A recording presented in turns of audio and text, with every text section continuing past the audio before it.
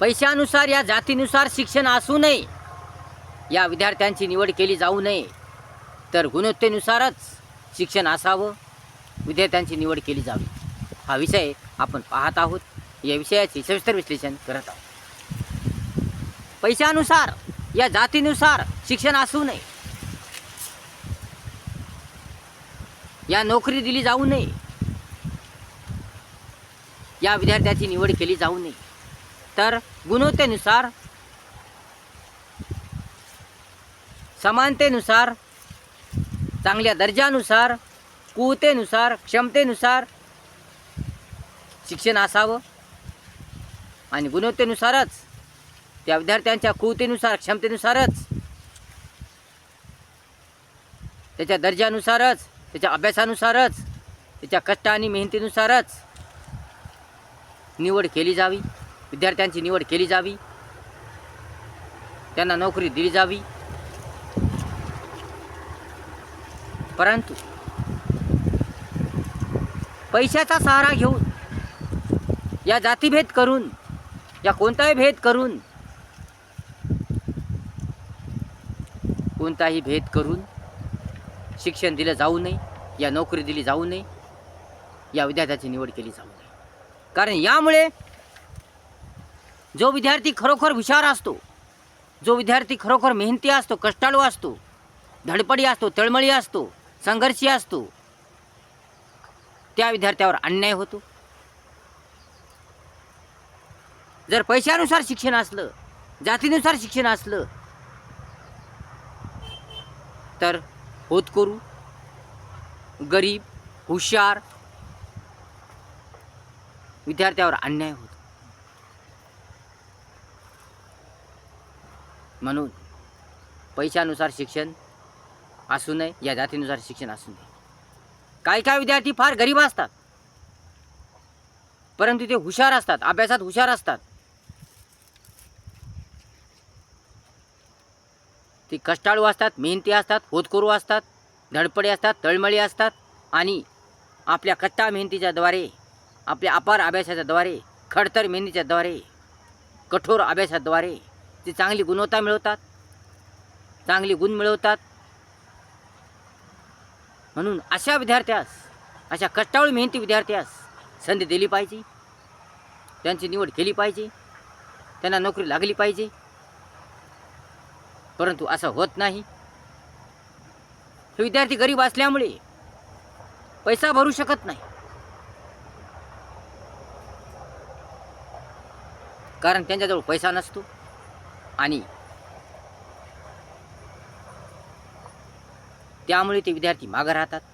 त्यामुळे त्यांची प्रगती होत नाही, त्यांची निवड होत नाही आणि विद्यार्थी पुढे जात नाहीत, त्यांचा विकास होत नाही आणि त्यांचं ध्येय स्वप्न पूर्ण होत नाही. म्हणून एवढी मेहनत करून, एवढे कष्ट करून, एवढा अपार अभ्यास करून आपल्याला नोकरी लागली नाही, आपलं ध्येय स्वप्न पूर्ण झालं नाही, याचा परिणाम विद्यार्थ्याच्या मनावर होतो, त्याच्या बुद्धीवर होतो, ज्ञानावर होतो, अनेक गोष्टीवर होतो. त्याचं मन बदलतं आणि त्यामुळे तो स्वतःला संपवतो आणि आत्महत्या करतो. म्हणून जातीनुसार आणि पैशानुसार शिक्षण असू नये, तर शिक्षण हे गुणवत्तेनुसार असलं पाहिजे, त्या विद्यार्थ्याच्या क्षमतेनुसार, कुवतेनुसार असलं पाहिजे. शिक्षणात समानता असली पाहिजे, तरच विद्यार्थी पुढे जाईल, त्याची प्रगती होईल, त्याचा विकास होईल, त्याचं जीवन सुंदर होईल, रंगमय होईल, छान छान होईल, मस्त होईल, दर्जेदार होईल.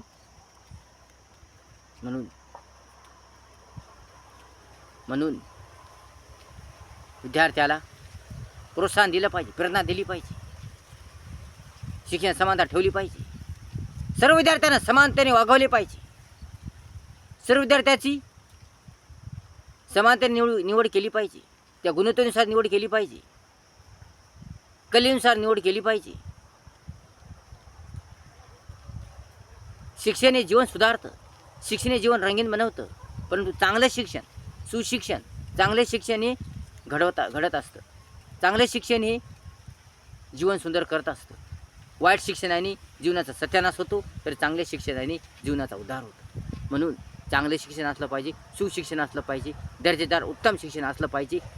शिक्षणात भेसळ असू नये, शिक्षणात रिश्वतखोरी असू नये, शिक्षणात भ्रष्टाचार असू नये, शिक्षणात जातीभेद असू नये, शिक्षणात कोणता खेळ असू नये, पैशाचा खेळ असू नये. तर शिक्षण हे सुंदर असलं पाहिजे, प्रामाणिक असलं पाहिजे.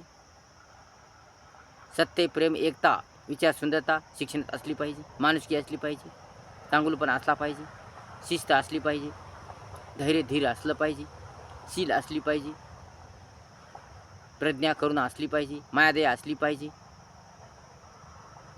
मेहनत कष्टाची चावी असली पाहिजे. अशा प्रकारचे शिक्षण असलं पाहिजे. आणि म्हणून अशा शिक्षणामुळेच, अशा चांगल्या शिक्षणामुळेच, अशा दर्जाच्या शिक्षणामुळेच विद्यार्थी पुढे जातो, त्याची प्रगती होते, त्याचे जीवन सुधारतं. परंतु शिक्षणात जर भेसळ असेल, शिक्षणात जर जातीभेद असेल,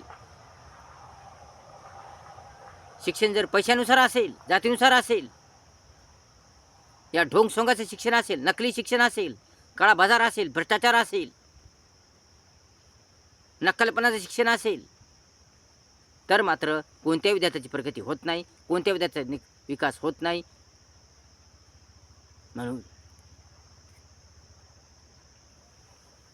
म्हणून विद्यार्थ्याचं जीवन खरं सुधारायचं असेल, विद्यार्थी जीवन खरं रंगीन बनवायचं असेल, तर पैशानुसार शिक्षण दिले जाऊ नये, जातीनुसार शिक्षण दिले जाऊ नये, तर गुणवत्तेनुसार शिक्षण दिलं जावं. तरच विद्यार्थ्याची प्रगती होईल, त्याचा विकास होईल, ते पुढे जाईल, त्याला चांगला सुंदर मार्ग सापडेल, त्याचे ध्येय स्वप्न पूर्ण होईल, इच्छा आकांक्षा पूर्ण होतील, आणि त्याला आत्महत्या करायची वेळ येणार नाही, स्वतःला संपवण्याची वेळ येणार नाही. त्याचं जीवन आनंदी होईल, तो आनंदाने जगेल, छान राहील, मस्त होईल, त्याला प्रेरणा मिळेल, प्रोत्साहन मिळेल, आणि त्याच्या सहाय्याने इतर विद्यार्थ्यांना सुद्धा प्रेरणा मिळेल, प्रोत्साहन मिळेल, आणि इतर विद्यार्थीसुद्धा चांगल्या रीतीने शिकतील. सर्व विद्यार्थी त्याची प्रेरणा घेऊन शिकतील, चांगले होतील, आणि सर्व विद्यार्थ्यांचं जीवन चांगलं होईल, भव्यदिव्य होईल, छान होईल. मग देशातील प्रत्येकांचं जीवन चांगलं होईल. म्हणून गुणवत्तेनुसारच शिक्षण असलं पाहिजे, चांगल्या दर्जानुसारच शिक्षण असलं पाहिजे, सुंदर शिक्षण असलं पाहिजे, दर्जेदार शिक्षण असलं पाहिजे, उत्तम शिक्षण असलं पाहिजे, लायक शिक्षण असलं पाहिजे. तरच विद्यार्थी सुधारेल, त्याची प्रगती होईल.